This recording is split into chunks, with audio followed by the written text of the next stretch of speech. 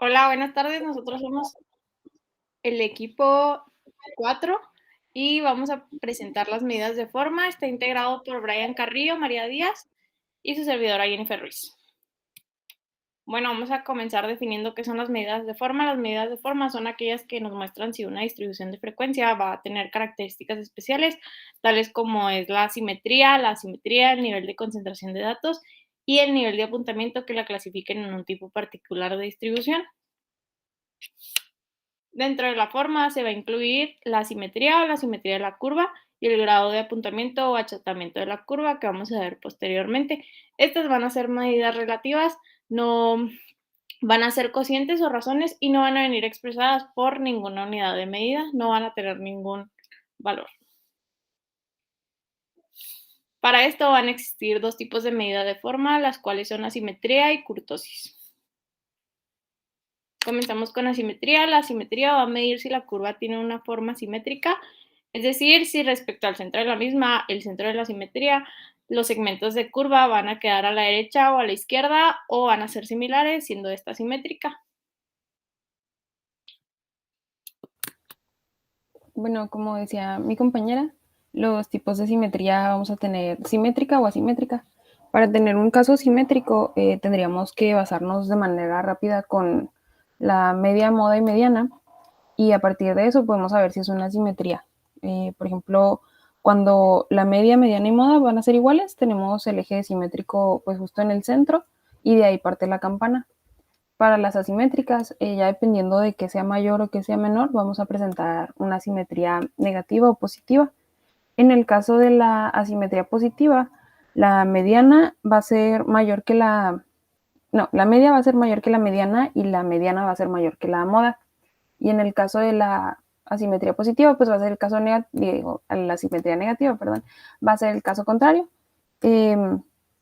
Vamos a tener que la media va a ser menor a la mediana y la mediana menor a la moda.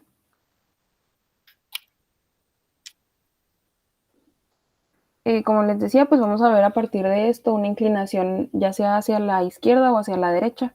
En el caso de la simetría negativa, vamos a ver que la inclinación de la campana va a ser hacia la derecha de la gráfica, y en la simetría positiva vamos a verlo hacia la izquierda de la gráfica. Igual podemos tener diferentes curvas simétricas. Puede ser la unimodal, que es la versión de campana que se mostraba en las gráficas anteriores, o en todo caso una distribución con forma de U. Esto algunas personas lo consideran como una simetría, pero realmente es simétrica. Y la distribución uniforme son casos exclusivos donde todos los datos pues presentan los mismos valores. Es a partir de esto que tenemos que considerar si vamos a trabajar con datos agrupados o no agrupados. Para poder calcular el coeficiente de asimetría podemos utilizar ya sea Pearson, que está del lado derecho, izquierdo, o los de Fisher, que están del lado derecho de la pantalla. El de Pearson, que se utiliza para datos no agrupados, que serían los que se dan en la parte preliminar de la recolección de datos. Solamente vamos a utilizar lo que sería la media y la mediana. Igual la distribución estándar, no, desviación estándar. Y a partir de esto vamos a poder hacer el cálculo. Es una simple fórmula que necesita ser sustituida. En el caso de datos no agrupados, perdón, es cuando ya tenemos los datos que pasaron por un filtro de análisis previo. En el caso de utilizar el coeficiente de Fisher, vamos a tener que el coeficiente de asimetría se va a dar gracias a el momento de asimetría entre la desviación estándar al cubo. El momento de asimetría se calcula con la fórmula que está en la parte inferior, donde xi va a ser la clase, x será el promedio, fi representa la frecuencia de clase la frecuencia para cada clase, y n será el número total de datos que presentemos. También hay que considerar que la desviación estándar pues va a depender de si sea una población o una muestra. Generalmente se recomienda utilizar la simetría de Pearson.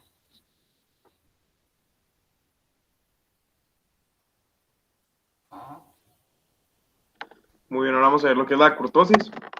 En esto se analiza el grado de concentración que presentan los valores alrededor de la zona central de la distribución. vamos a ver que hay varios tipos de kurtosis. Vamos a presentar una curva leptocúrtica cuando está con un eje de simetría más centrado al eje de las Y. Y también vamos a ver una curva mesocúrtica y una curva platicúrtica. Adelante. Bueno, es que la distribución mesocúrtica presenta un grado de concentración medio alrededor de los valores centrales de la variable. Esto el mismo que presenta una distribución normal. La distribución leptocúrtica va a presentar un elevado grado de concentración alrededor de los valores centrales de la variable. Y la distribución platicúrtica que va a presentar un grado reducido de concentración alrededor de los valores centrales de la variable. Muy bien, vemos que el coeficiente de kurtosis viene definido por las siguientes fórmulas, que es el coeficiente de kurtosis de datos no agrupados y el de datos agrupados. El de no agrupados, se puede apreciar que el coeficiente de asimetría CK involucra la resta de la media menos la media dividida entre la desviación estándar por el número de datos. Y en el de datos agrupados, donde G2 es el coeficiente de kurtosis, MI la marca de clase, F la frecuencia de cada clase, X es el promedio y S la desviación estándar elevada a la cuarta potencia. Los resultados pueden ser los siguientes. Cuando G2 es igual a 0, vamos a obtener una distribución mesocúrtica. Cuando es mayor que 0, una distribución leptocúrtica. Y cuando es menor que 0, una distribución platicúrtica.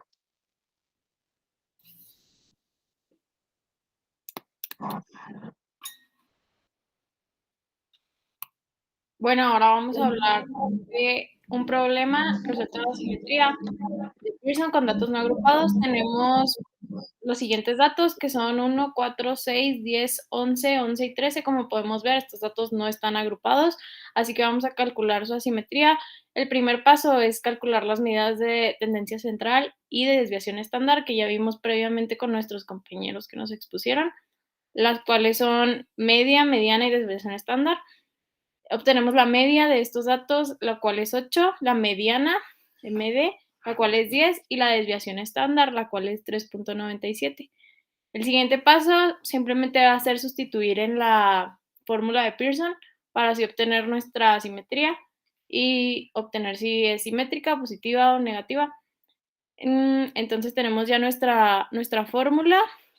Lo que sigue son sustituir los valores, perdón, es 3 por la resta de la media, perdón, menos la mediana de 3 por 8 menos 10 sobre la desviación estándar que tenemos que es 3.97, nos daría un coeficiente de asimetría de 1.51, lo cual nos indica que es menor a 0, siendo esta una distribución asimétrica negativa.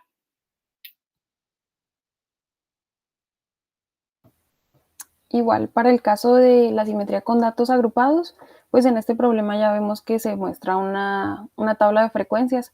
Esto puede simplificar un poquito más el proceso.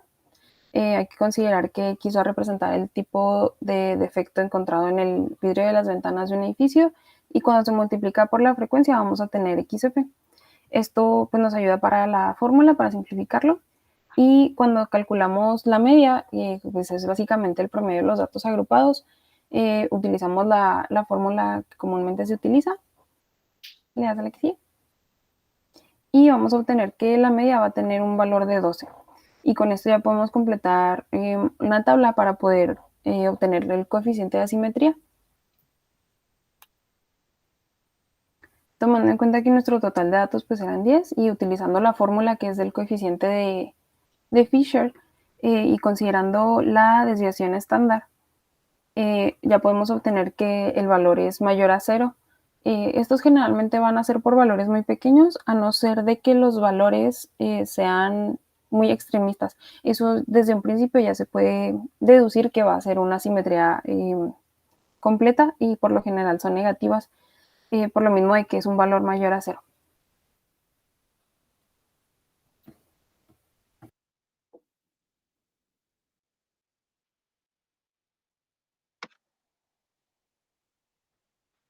Muy bien, ahora vamos a ver un problema resuelto de kurtosis con datos no agrupados. En este caso, se nos proporcionan los siguientes datos no agrupados: 4, 8, 16 y 4. Para el primer paso, vamos a calcular las medias de tendencia central y la desviación estándar. En este caso, la media es 8 y la desviación estándar es 5.65. En el paso 2, vamos a elaborar la tabla y sustituir los datos. Y para el paso 3, vamos a sumar los datos que se obtuvieron de XY menos la media a la 4, elevado a la cuarta potencia. Ya una vez teniendo estos datos, vamos a poder calcular lo que es la kurtosis sustituyendo en la fórmula como viene aquí. Sustituimos los mismos datos que obtuvimos en la tabla anterior y vemos que vamos a obtener un resultado negativo que es menos 1.87. Y ya con base a este resultado obtenido, podemos plantear qué tipo de kurtosis o apuntamiento se va a mostrar en la distribución. Como aquí el CK es mayor va a ser menor a 0, tenemos una distribución platicúrtica. Y porque el apuntamiento es negativo y nos indica que en las colas hay más casos acumulados que en las colas de una distribución normal, lo que hará un pisto más aplanado.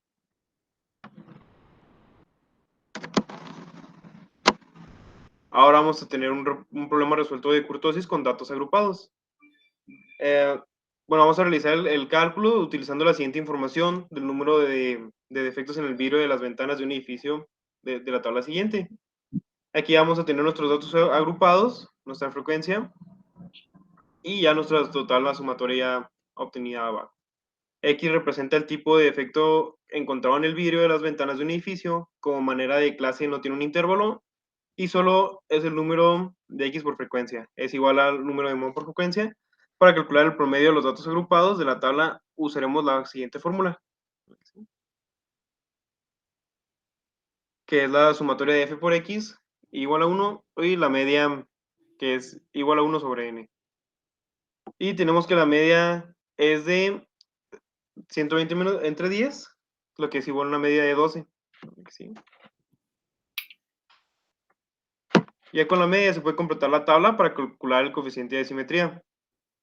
Como igual que en la vez pasada, ya sustituimos aquí para completar nuestra tabla y obtener los siguientes resultados. Lo que sí. Y ya una vez utilizando la siguiente fórmula y sustituyendo los datos que obtuvimos en la tabla pasada, podemos obtener, ya una vez sustituyendo la desviación estándar, que ya sacamos aquí arriba, y sustituyendo los datos de la sumatoria de la tabla pasada, vemos que obtenemos un G2 de 1.872, que en este caso es positivo, mayor que 0, y esto hace referencia a que el apuntamiento es positivo y presenta una distribución leptocúrtica, como podemos observar aquí en esta pequeña gráfica. Bueno, y ahora en conclusión, en los dos temas anteriores, que es asimetría y kurtosis, hemos visto las medidas de tendencia central y las medidas de variabilidad, como es la desviación estándar, la media, la mediana, etcétera. Como podemos ver, están involucrados todos estos temas en las medidas de forma y gracias a las medidas de forma podemos también conocer una muestra de nuestra gráfica, ver qué forma tiene, ver cómo van a ser nuestros valores, etcétera. Y es fundamental para saber, para poder obtener más bien una caracterización adecuada de los datos. Y esto sería todo de nuestra parte. Gracias.